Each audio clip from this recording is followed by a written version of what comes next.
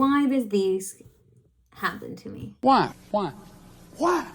Why? Why? I'm not gonna say keep happening to me because actually, yeah, it keeps happening to me. Why does this keep happening to me? Yeah? I want to talk about this book that I have been reading for the past couple of days. You probably know about it already. It was new to me. I hadn't heard of it. It's called Once Upon a Broken Heart. And I got this on the Fairyloot a couple of months ago. I was out of the country, so I kind of had like a pile of boxes to open when I came back. So I didn't get my hands on it until Friday, actually. So that's when I started reading it. And it's Sunday and I'm done with it. And I have things to say. I have things to talk about, okay? First of all, I had never read anything by Stephanie Garber before. Yeah, she seems to be some best-selling author. From what I see here, she's written other books. I think one of them is called like Carabal. I'm not sure I'm pronouncing that properly. So a lot of you are gonna be like, oh my god, sin, throw holy water at me for me saying this. But truth is, I haven't read a lot of fantasy in my life and in the past few years, which it's kind of insane considering that this community seems to be so attached to fantasy and YA books, etc. And so many of you love it so much. So I was kind of like trying something new, something I hadn't done in a very, very long time, and decided to give it a go. I thought this sounds like exactly the type of fantasy that I have the brain right now to be reading, and why not? I failed to notice that this wasn't just a book on its own. Yep, this was a part of a series of books, or maybe just two. Maybe it's a duality. Yeah, but I didn't know that. I started reading this book thinking, oh, okay, it's gonna be a book where I'm gonna get, a beginning, a middle, an end. I didn't. I got a cliffhanger. I got end of season 1 Twin Peaks. That means I got a cliffhanger. The next book is supposedly coming out, if I believe what Waterstone says. It's supposed to come out in September. Yeah? So I'm not gonna know what the heck happens for another 9 months. No! God, please, no! No! No! And when those go by and I get my sequel to this book, I really, really hope that it's not a freaking trilogy. Because this can't keep happening to me. And fair enough, I think it's my fault. Because I should be the kind of person that is like, what is this about? Let me go check it out. Let me see, about this author, about this series of book, about, I should investigate before I started reading. But I don't. And I don't know if it's my ADHD, that is like, oh no, you can't do that shit unless you fucking hyper-focus, bitch. Or if it's just the fact that I've never done it. And I think it's part of the magical experience of like, I don't know what I'm gonna get, like a box of chocolate. Thank you, Forrest.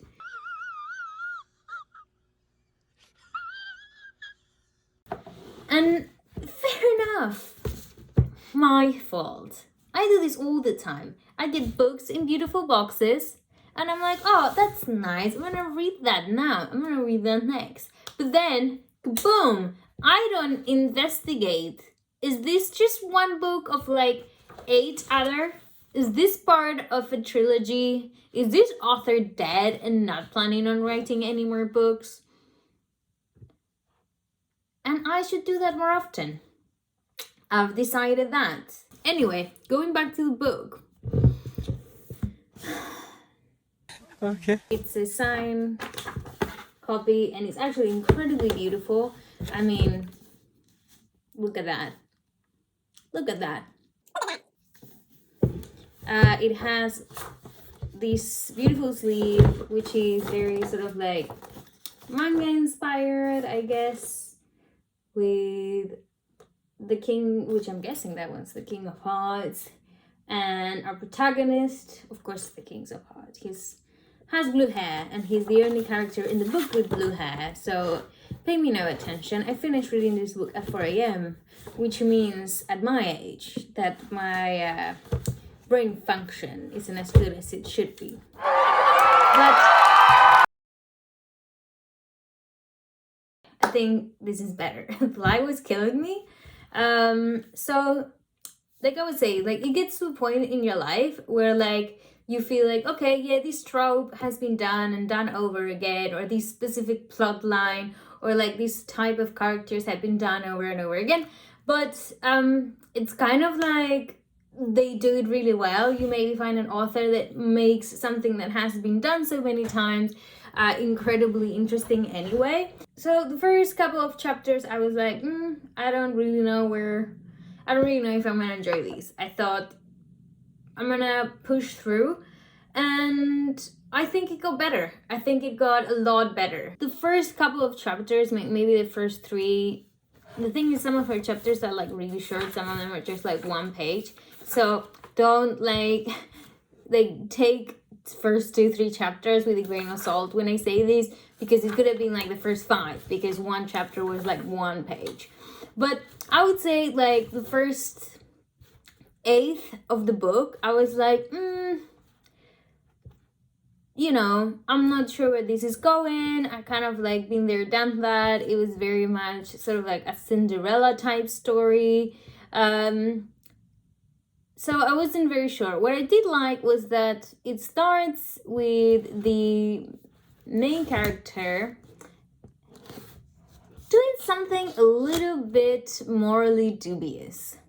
And I like that, because I feel like so many times, especially in fantasy, yes, especially in fantasy, we have a sort of main character that is a bit like up on a high horse morally, sort of like, oh, this person, like, they can do no wrong. They're so taking into consideration everybody's feelings and how everybody's gonna come out of this story. And this main character has a little bit of that. I think she makes decisions that are for the sake of other people throughout the book.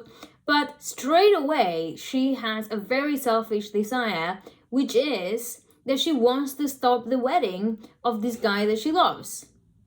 Fair enough. She has some sort of justification in the way that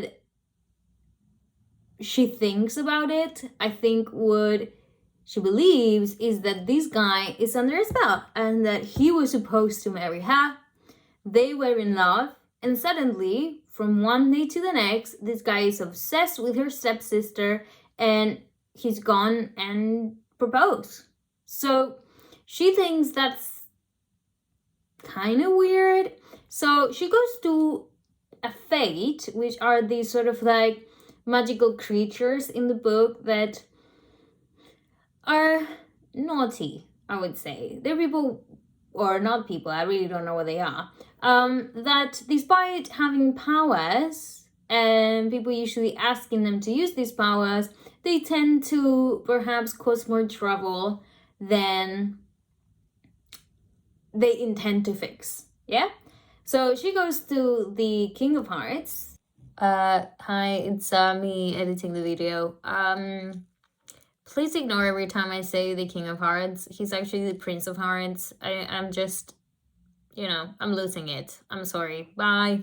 And says, look, this guy was in love with me. We were supposed to get married, and now he's gonna marry my stepsister, and I don't want that to happen. Yeah, so she makes a deal with this fate. And this fate is like, I'll help you, but you owe me 3 kisses. Bear in mind that the Prince of Hearts is cursed in a way that whenever he kisses someone, they die. So she's like, what do you mean? like, you know, 3 kisses, like, I'll be dead with the first one, yeah? And the guy's like, well, not with me. I'm gonna ask you to kiss 3 different people at 3 different points. And, you know, that's all I want in return. So she makes a deal with the devil and with the King of Hearts. Stop it. Get some help. And he stops the wedding. And then, well, you'll see. You have to read it. It's actually quite entertaining. Like I say, I read it in like 3 days. You know, I didn't expect to be so kind of like drawn into it.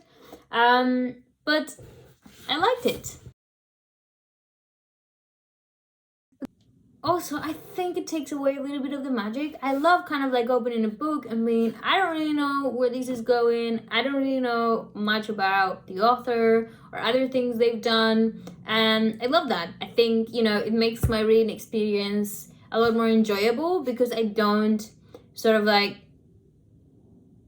know what the future has for me in store. But shit like this ends up happening to me. And it's a little bit frustrating, for sure. I mean, I'm excited about reading the next book. Something very beautiful about this. I don't know if all the editions are like that, but this one, you know, Once Upon a Broken Heart over there. But then it actually says the Ballad of the Archer and the Fox, and that's really cute because the Ballad of the Archer and the Fox is like this fairy tale that they keep kind of like bringing up in the entire book. So I would say give it a go. Bear in mind that when you get to the end, you will have no resolution. You will have some resolutions, but I would say not all the resolutions that you would have expected to get by that point. I think it does really well is that Stephanie throws a whole bunch of red herrings throughout the book, and you think, oh my god, she's doing it, she's making it so easy, like I know where this is going, like it's so freaking obvious, like these red herrings are fucking shit, we all know. But then it's like you get to the end, and actually you did not know anything. Like she plays you, and she plays you well. I have to give that to her. Anyway, I'll be excited to read other stuff about her. I wasn't like completely in love with the way in which she writes. In the beginning, I had a hard time adjusting to it. I feel like some things she could have sort of like spend more time explaining, but she kind of like runs through them. There's even a really important wedding in this book that she like pretty much says nothing about, which I was so surprised because for usually fantasy authors, they can't wait to be like, this is a huge moment in the book, I'm gonna describe the shit out of it. This is my moment. I'm gonna talk about like the food that's there, you know, the design on the plates, everything, the gifts I'm gonna get, all of it, because you think like, oh, you know, this is like a fantastic environment, this is sort of like a regular event in the regular world, let's see how the author kind of like visualize it in a more magical setting.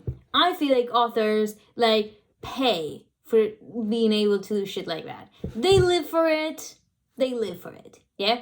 And I was just surprised that Stephanie Garber didn't really, I don't know, exploited some of those moments in the book of being like a lot of time goes by sometimes between chapters and you're like, okay, like you could have put a little bit more effort in this transition, yeah? But, you know, maybe, like I say, I haven't read anything about, maybe that's her style, maybe she does that, maybe she's like so consumed by like the main plot line and the main storyline that it's like she's like, well, I'm not really gonna waste any more time with these details, I'm just gonna kind of go for it.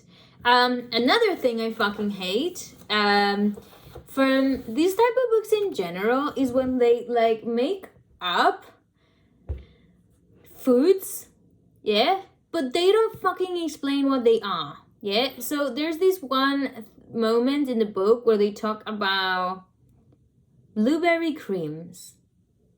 So I was like, is this something that I don't know about? Because, like, you know, I'm not, you know, I don't live in America, I'm not Canadian, I live in England, I'm not English, you know, so maybe this is like an English speaking thing, dessert that I know nothing about, yeah. So this person is eating this individual blueberry creams, and this is really not important. I'm just a fucking bitch. But I don't know what to imagine. I literally Googled blueberry creams. Blueberry creams in plural, thinking, okay, maybe I'll find something that resembles this. And all I found was like blueberry cream pie, how to make like blueberry cream that is kind of like you scoop out, sort of like ice cream type, smoothie type things. But I didn't see anything that kind of looked solid and individually edible, individually edible, yeah? I don't know. So, you know, if you're gonna be like, oh, like, I'm just gonna put random fancy names into food, like, at least do me a favor and explain what the fuck they are. I don't know. Like, that disappoints me. Like, that's something I used to like about Harry Potter, is that they used to sort of like say, oh, okay, you know, this character eating this thing that, you know, doesn't really exist in the outside world. And they kind of like explain it to you, you know? They kind of say like, this is what it is, this is what it tastes like, this is what it looks like, yeah? Don't mention random food that doesn't exist in the real world if you're not going to explain what they are, because like, my imagination has limits, okay? And like, yeah, maybe I imagine some sort of like meringue, blueberry meringue that you just like kind of like eat, but I don't know. That kind of that's a stupid thing about this type of books that upsets me. But then again, you know, in the grand scheme of things, I guess it doesn't matter. So yeah, jokes on me. I'm gonna have to wait. You tell me what you think. You tell me what other times this has happened to you. And tell me if it upsets you as much as it upsets me. Bye.